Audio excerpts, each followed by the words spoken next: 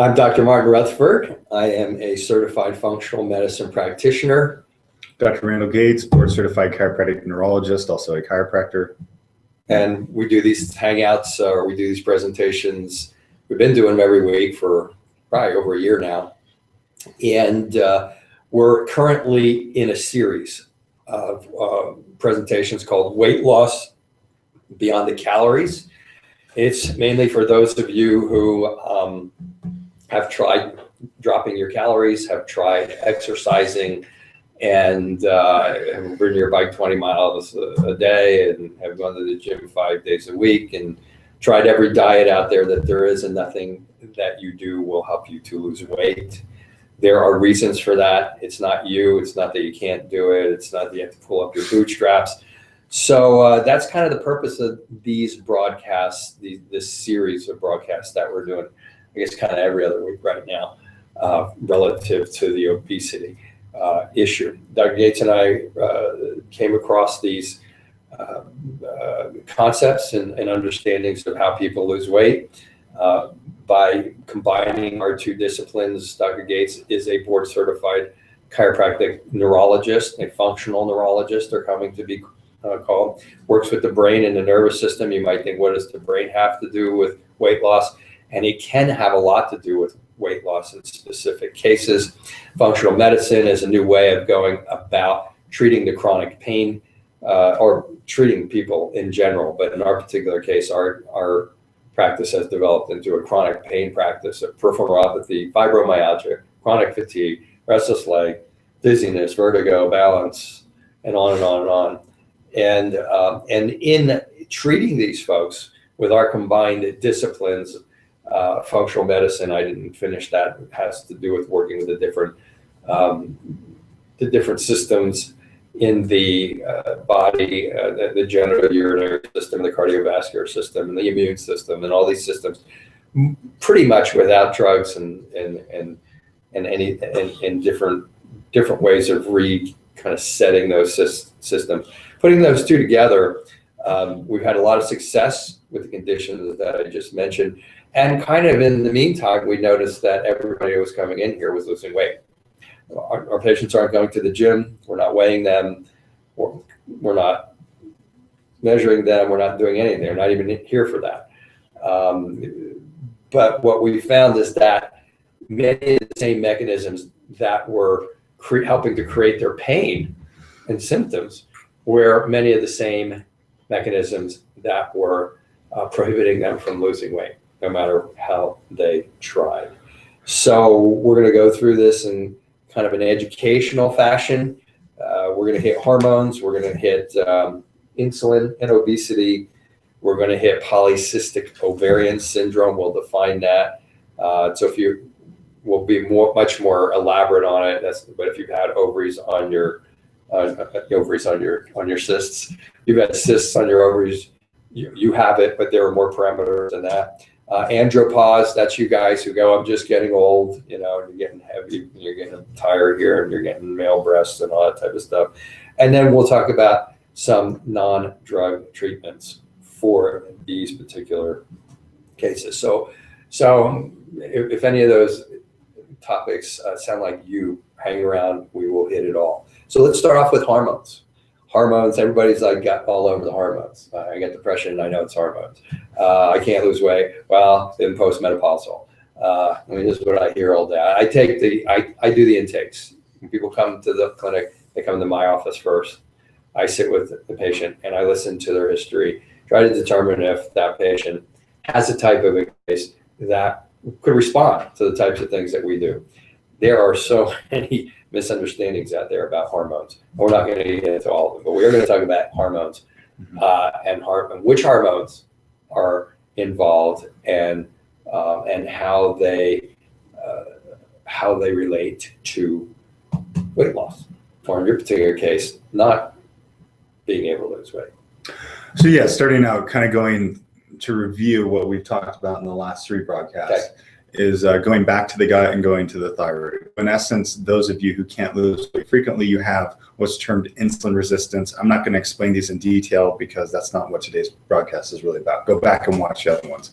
But in essence, many of you have insulin resistance that can be caused by a bacterial condition in your intestines where pieces of bacteria break off and go into your bloodstream. And as a consequence of you having too much insulin, you gain weight very easily. Even if you're eating a low carbohydrate diet, the carbs can be just enough for you to make enough insulin for you to put on pounds. And then we also talked extensively last week about the thyroid and how whether or not your doctor says you have a borderline thyroid condition or your thyroid's kind of becoming abnormal, likely if your thyroid is in that range, it is affecting your ability to lose weight. It's affecting something called metabolic syndrome, which is associated with insulin resistance and obesity. And all of these factors, including autoimmune attacks on the thyroid, have to be addressed in order for someone to have optimal weight loss. So, yeah. Okay. So hormones, talking about thyroid, talking about, well, ultimately we're going to talk about the hormones. And he caught me sleeping there because my head was going somewhere else based on some of the things that I was listening to when people come into the office. So gut, thyroid metabolism, when a person comes into the office, and this is where my head was going, and they say, they start off into, doc, I just cannot lose weight. My brain clicks into thyroid, blood sugar, adrenal hormones, stress hormones, and gut. And I'm pretty much just going to be covered by everything that we're going to talk about here. And I start listening for hints of an undiagnosed thyroid, or I took my thyroid medication and it didn't seem to work, or I took it and I got worse, or I took it and it didn't make any difference. I'm looking for people who are pretty stressed, almost like post-traumatic stress syndrome, or like just can't fall asleep, their brain's going a million miles an hour. There's chemistry with that. I look for blood sugar. Dr. Gates just briefly alluded to blood sugar. When he talks about metabolic syndrome, we're going to talk about how that kind of part of that is like pre-diabetes. And then gut, and as Dr. Gates said, we talked about, and the gut is pretty much everything. It's pretty much your gallbladder and your liver and your stomach and your small intestines, which is going to be a big player in our conversation, your large intestines, your pancreas, but mainly it seems like the small intestines is the big player, and sometimes the gallbladder, or sometimes the liver. I'm sorry, sometimes that. So let's talk about that. Now let's talk about insulin and obesity. Okay. You want to go with this? Absolutely. Okay, so insulin. Many people are familiar with insulin relative to diabetics, mostly relative to diabetic type 1s, because you know one, they're injecting insulin into them. We're going to take it a little farther than that. Yes. So in essence, those of you who can't lose weight have a tendency to make too much insulin. If you're diabetic type 2, that's basically adult onset diabetes, but there are nuances to that.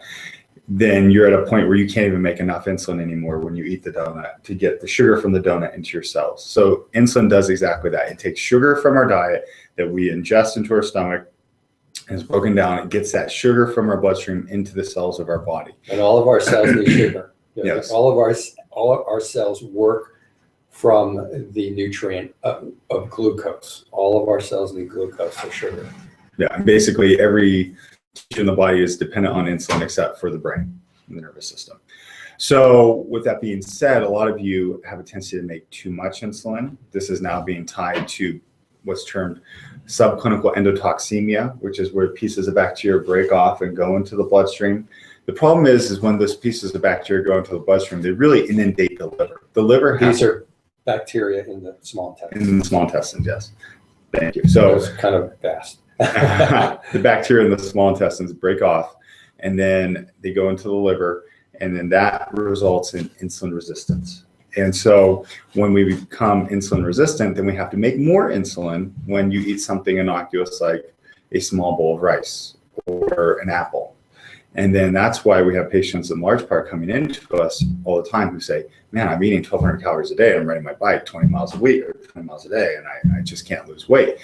And this is a big part of it, because until you reculture the GI tract, and I'm not talking about probiotics, until you reculture the GI tract, and this is what the current literature is showing, that person is going to have a very difficult time losing weight. Reculture meaning get the bad bacteria out of there and get good bacteria in there. And that's why Dr. Yates said he's not talking about probiotics, because that's kind of a losing situation if you already have this type of problem. Exactly. And then just so you know, we've talked a lot about microbes. There are what are termed obesogenic microbes. So there are bacteria in the gut of people who can't lose weight that are different from people who are lean. Individuals who are lean can lots of times eat a much worse diet than you out there who cannot lose weight. And they won't gain weight because they're genetically resistant to these microbes growing in their gut. And you are not. So these microbes just take over. And that's why we have a whole protocol that's pretty strict. It's in depth in order to starve these obesogenic microbes and kill them, in order for good bacteria that don't have these little bacterial components called lipopolysaccharide that result in insulin resistance, to repopulate your GI tract so that you can lose weight and your insulin resistance can go down. We have a number of strategies for doing that, but that's basically how it works. Yeah, and you starve them by figuring out exactly which foods are feeding them and you. There's some across the board. Right. There's some foods that are across the board feed these types of bacteria that cause you to not be able to lose weight. And then there are individual food sensitivities that may also add to feeding this. So it's a little bit, it can be a little bit complex in figuring it out, but it can be figured out. Yeah. And so that situation in which we have these abnormal bacteria that have grown in your small intestines will cause a situation that affects insulin and causes insulin to go up. Mm-hmm. And then that looks like it might lead to your next subjects. So that leads into obesity. So then once we're insulin resistant, we're making less insulin, we have a tendency to put on fat. Unless you're a world-class athlete, frankly, with the genetics to be a world-class athlete, if you have a lot of insulin, let's say this way, the world-class athletes, when they have a lot of insulin, they put on muscle. For most of us, when we have a lot of insulin, we put on fat. And once we start putting on fat, that obesity that we develop becomes almost an organ unto itself. It's really a tissue, but it becomes an organ. I say it that way because the fat tissue starts making all sorts of chemicals that go throughout your body that start influencing how your hormones are regulated. They also produce inflammation that also affects hormones, also affects immune disorders. And so the obesity really becomes now this nexus of negativity in your physiology. And then we get these vicious cycles, so to speak, between hormones and obesity that we're going to go into now, that will result in this whole process just becoming worse and worse and worse. And therefore, that's a big reason as to why you cannot lose weight. Okay, and then it affects some of the major hormones that we want to talk about. Yeah, we just kind of a little bit talked about thyroid, and we may talk about that a little bit more before we're done. But I think the main hormones we're going to be talking about today are going to be testosterone and estrogen. Yeah, and really a lot of it, one way to think of it is how it just boils down to testosterone. So for women, we term it hyperandrogenism, which is too much testosterone, which a woman shouldn't have. A woman should have more estrogen basically than she should have testosterone by quite a bit, whereas guys should have a lot of testosterone and not as much estrogen. We evaluate men in this clinic all the time who have more estrogen than they do testosterone. Yeah, and it's quite a difference because the range for testosterone is like 370 to 1200 basically. And then for estrogen it's like down like it's 50, below 75. Below 75. And so when a male when it flips, it is a major flip. It's a major issue. And it is a major issue. And so what we're seeing is that with the obesity epidemic, and one thing we haven't outlined, we've talked about it in other talks, but 35% of Americans now are obese. Basically, another third are overweight. That's based on body mass index questionnaires. And the body mass index has some flaws. There are more muscular people who have less body fat, and basically they have a high body mass. But in general, A lot of the American population is overweight or obese, 2/3 of us, frankly. And then by 2050, it's anticipated that 2/3 of us will be obese and 1/3 of the population will be diabetic, which is just an astounding statistic. Mm-hmm. And with all that being said, as this obesity and overweight epidemic grows, we're going to see more and more of these hormonal disturbances, such that when a woman starts gaining weight, she's going to start making more testosterone in her body. She has a tendency to do that. As the guy starts to gain weight, he starts to have less testosterone in his body. And both of those are really equally as deleterious to their physiology as one another. So, yeah, so the takeaway from that is women, too much testosterone, no good. Men, too much estrogen, no good in a lot of ways. In a lot of ways. But we're just going to limit it to what happens today.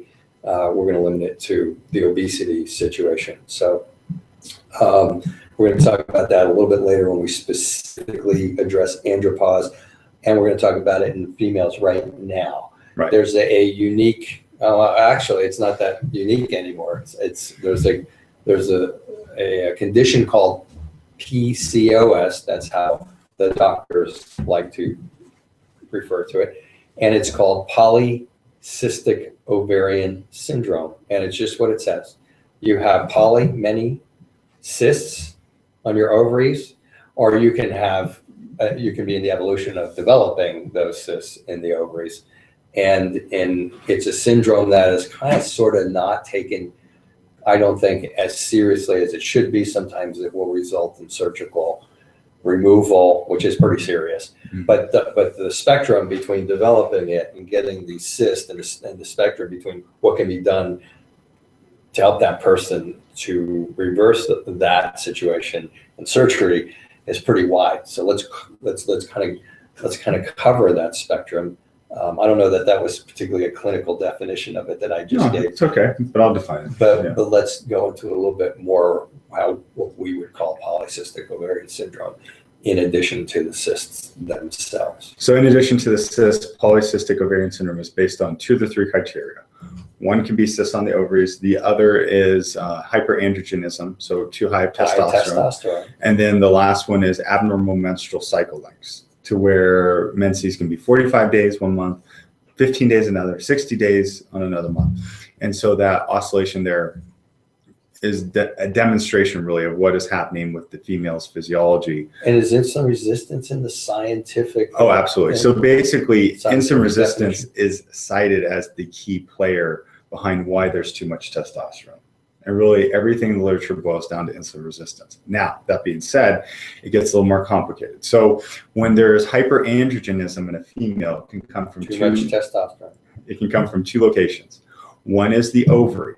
So the ovaries can start to make testosterone more than they should, rather than making a lot of estrogen. And that specifically happens because of insulin resistance in a female.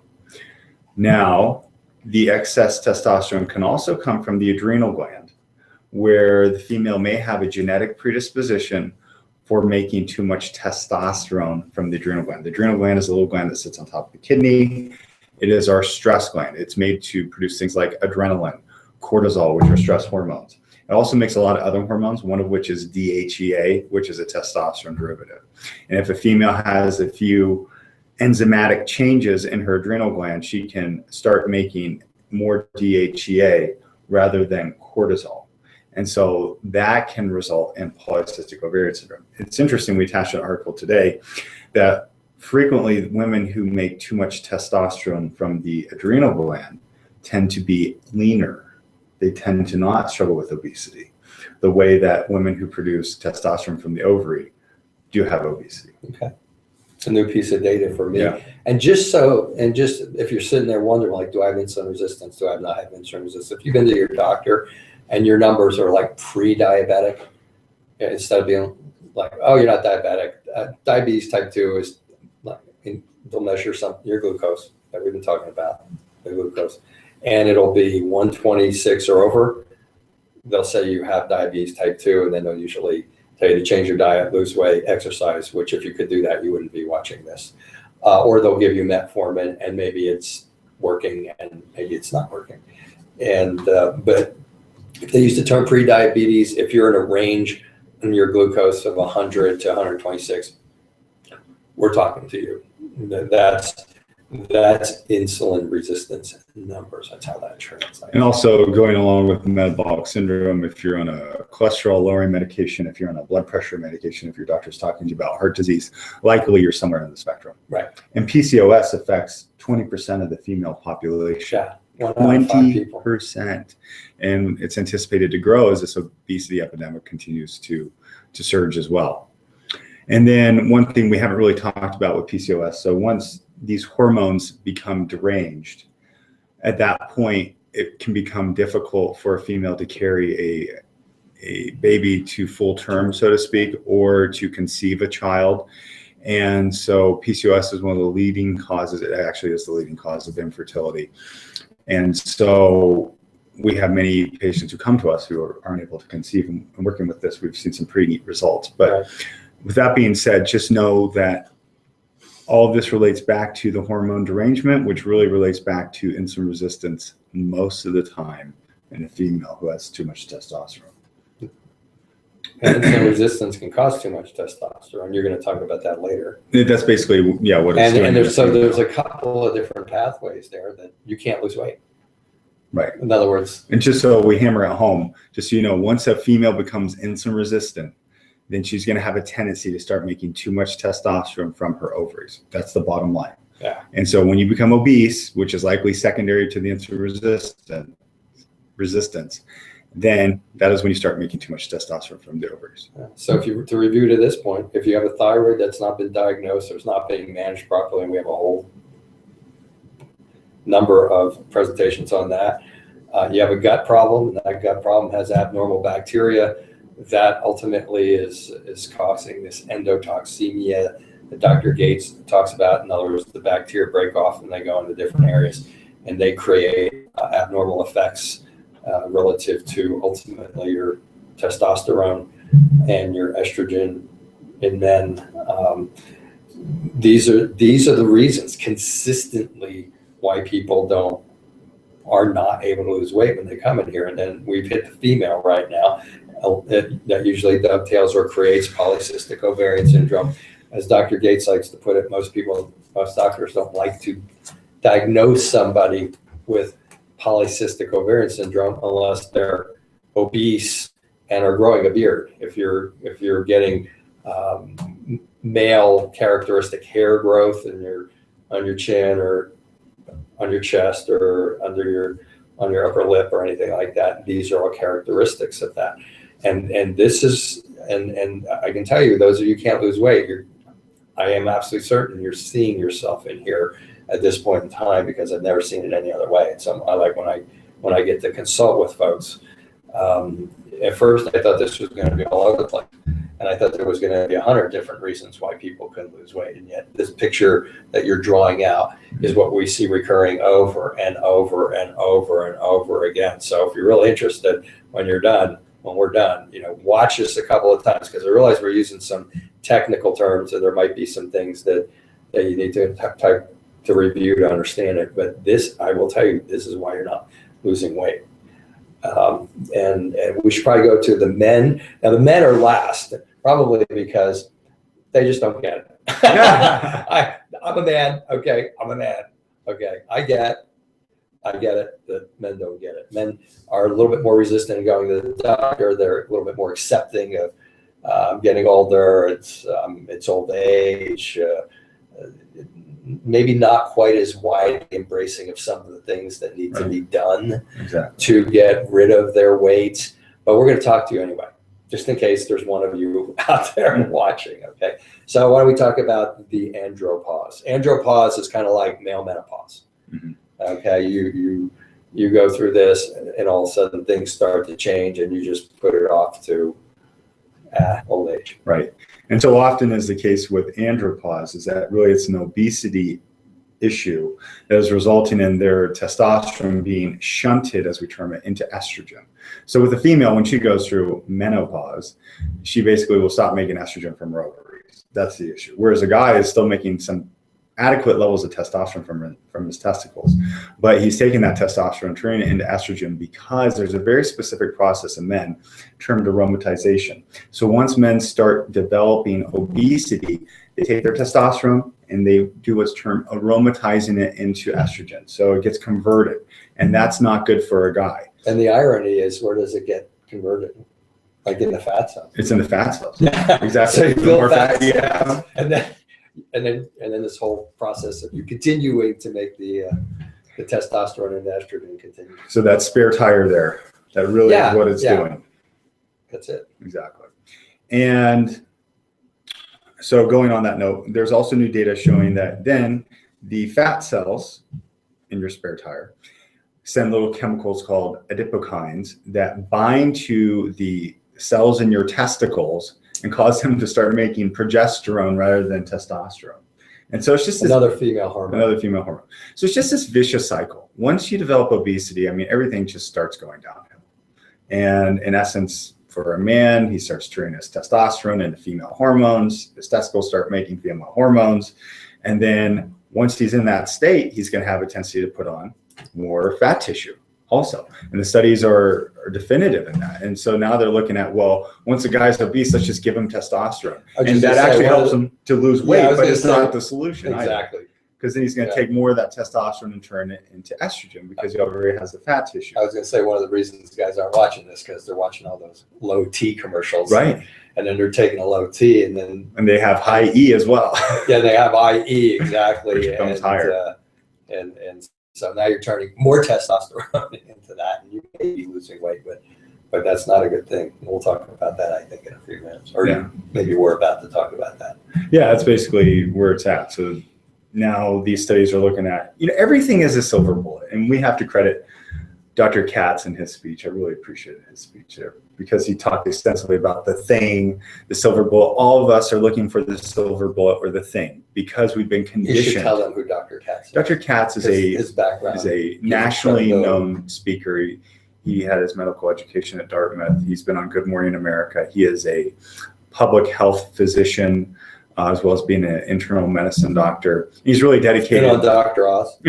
He's really dedicated his life's work to this issue of obesity and longevity. And so erasing obesity and improving longevity, and what the food supply in America is doing to the American public.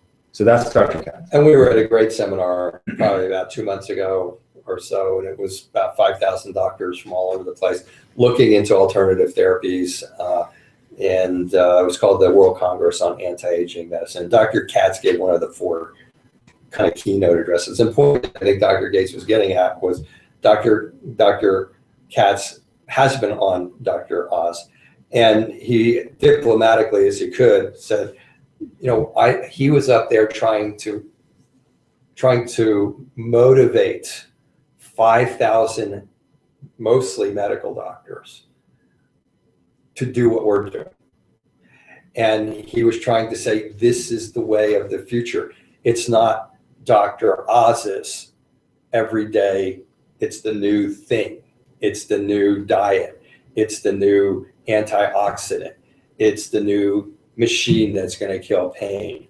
And that's what Dr. Gates was referring to. You're, especially in the weight industry, you are exposed to more of the new things than anybody on the planet, period, anywhere in the history of the universe. I mean, there's a new weight loss theory every single day. And it's going to work for the people who are the calorie in, calorie out guys. These are the people who can actually lose the weight themselves, but are still too lazy to do it. And so that's really their market. And then you get the product and it doesn't work. And then you get depressed. And then you think, why doesn't it work for me? And it's because the next great thing isn't working for the patient who has genuinely tried to lose weight and can't do it. That's why we have termed this series weight loss beyond the calories, beyond calories in, calories out. And so, so on that note, so relative to the thing, everybody's looking for the magic pill, the magic therapy. You're having it shoved down your throat, as Dr. Rutherford said, after the new year, every exercise equipment or every supplement on the face of the planet, also every medication. So now testosterone replacement therapy is becoming the thing for guys because it's going to help you lose weight. But it's, again, just another thing because it's not correcting the underlying problem, as we've already accentuated and emphasized. Once you start taking testosterone in a male who already has low testosterone and you're middle-aged and you're overweight, likely you're going to convert more of that testosterone into estrogen. So your estrogen levels are going to go up equally as your testosterone will. And the whole point here is to go back to, where is all this coming from? It's coming from insulin resistance, which is really coming from a bacterial issue in the gut, which is really coming from the standard American diet. And we can be more specific on that if we need to, but we're not going to for this broadcast. So in essence, the diet that we're all eating, the crappy, the McDonald's, Krispy Kreme, excuse me, that was a slip. So Krispy Kreme donuts, the McDonald's,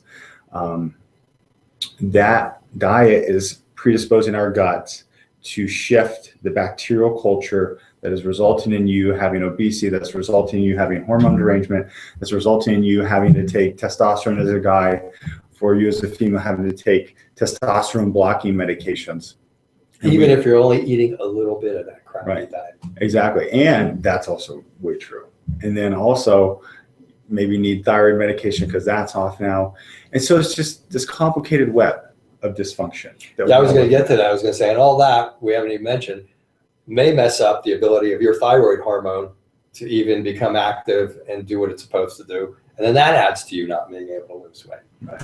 Yeah. And again, if women have too much testosterone, it screws up thyroid's ability to get its hormones to where it needs to get to create the energy to lose weight. That's just the opposite in men. So it's a little bit of an intricate web, but it sounds. And no disrespect to Krispy Kreme donuts. I retract that. They're going to see it. He retracts the statement. Yeah. Okay. Well, they might just taste crappy to you.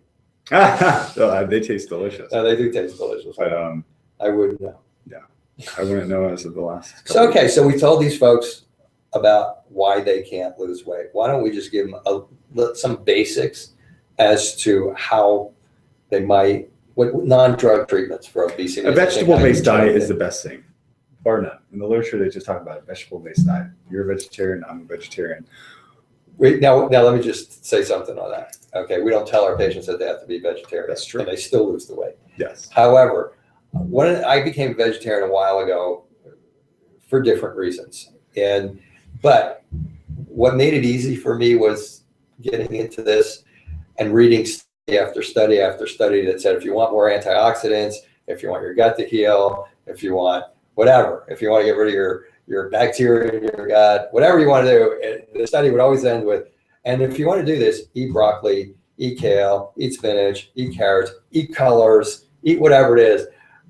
But nobody said eat meat, really, nobody. And I think that the myth that you can't get protein, and again, we don't make our patients become vegetarians, but I think the myth that you can't get proper protein out of if you eat a vegetarian diet has long been blasted away. I mean, you have to educate yourself and do it, but yeah, eat a vegetarian diet. Mm-hmm. Yeah, we said all that to say eat a vegetarian diet is probably the best way to do it, or eat a vegetarian diet and small chunks of meat. Right, exactly. Mostly vegetables. That is really the key.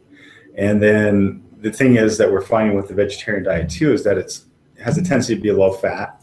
And so when we have low inflammatory fats in the gut, then we don't absorb as much of the bacterial components, the lipopolysaccharide that I talked about earlier. And so it just seems to really work in correcting a lot of these issues. Now, again, Dr. Rutherford also said, just eating little amounts of these bad foods can be a problem too. And we also have patients where as long as they're eating certain foods just in small quantities, that's just enough to grow those bad bacteria. And it's such a sensitive issue. Yeah. We've seen somebody having a gluten-free cookie once a week be the difference maker as to why they won't lose weight. Oh, yeah. And once they stop, then the weight starts pouring off. Yeah, that gluten, if that's a part of the problem, it'll stay in your system for weeks. And even the gluten-free products can do that. And there are other foods too that we have found to be associated with this. And understand, I was like the chicken king of the universe. I mean, I love to eat chicken. I love to eat fish. But boy, after about the 500th article that you read that says, you know, this is what the vegetables do. This is how they detox. This is how they help your liver. This is how they help your gallbladder. I mean, it would be almost like a violation of the integrity of myself, to my body, to go, okay, well, I'll just keep eating what I was eating, you know. So but interestingly enough, that is the number one thing. Now, there might be more to it. Yeah, if the person has been on, it had this problem for years. Certain mechanisms can break down. They may need to be kind of restarted. The small bacterial overgrowth may need to be eliminated by additional help other than eliminating the foods that are feeding it. We particularly here use berberine. I think you had mentioned that you might. We use a host of other natural compounds too, aside from berberine, that help to facilitate this process. And then also, you know, we talked in the number 2 broadcast in the series about leaky gut syndrome. So if you have that entity, then that means that you're going to start absorbing these bacterial components at too high of a degree. And so we have found, until that barrier is fixed, meaning your gut barrier, so you're not absorbing bacterial components, and lots of times optimal weight loss results will not occur. We commonly refer to this gut issue as, we want to starve the bacteria, we want to kill the bacteria, and we want to make sure that they don't absorb. And we're not saying globally. We're doing things that cause the microbiome, the gut bacteria, to shift. These are not medical antibiotics that, you know, result in your gut bacteria being, you know, dysbiotic, and then as a result of that you get yeast overgrowth. That's not what we're referring to. These are natural protocols that appear to be very successful, and they have protocols where they inject the fecal transplants. That's the new frontier in obesity. That is a medical tool, but it's kind of sort of temporary if you don't fix the other things that we're talking about. And frankly, most of our patients, we have to do more than just get them on a vegetarian diet, because usually by the time the patient's gotten here, they've tried everything. They've been everywhere. They've had their stomach stapled. They've had part of their intestines removed. They're part of their stomach removed. They've had, name it. And so by that time, they have a number of things that need to be addressed. So eating the vegetarian diet can be very helpful in many cases, but by the time the patients get here, I'd say maybe it's 30, 35, 40% of them getting better using different herbs and botanicals to heal the gut, and so on and so forth is the recipe. But it's probably, the diet is probably closer to 100% or 90% of them staying better. Right, exactly. Yeah. And then, as you're alluding as opposed to taking 100 vitamins or or supplements a day, which a lot of our patients come in with these bags of supplements, and it's like, there's a limit to that too. There are all these downstream consequences, which is really what we've been going through. So we started at the gut purposely 2 broadcasts ago. Then we went to the thyroid. Now we're talking about hormones. And so until the gut is fixed, really nothing else is fixed. And then once the gut is fixed, you can say, okay, where are the hormones at? Where's the thyroid at? You can start working on those individually and see how the individual improves. Sometimes the hormones do correct just by fixing the gut. Other times they don't. Sometimes the thyroid seems to correct with working on the gut. Other times it doesn't. And so the nuances of all that can be found in all these different broadcasts. But yeah, I think that's a pretty good review as to what is going on. Yeah, so that's part 4, weight loss beyond the calories. So if you have any other questions, send them to us at PowerHealth. We're going to have part 5 in 2 weeks. Yes, we will be doing part 5. We'll probably integrate that as stress in the brain.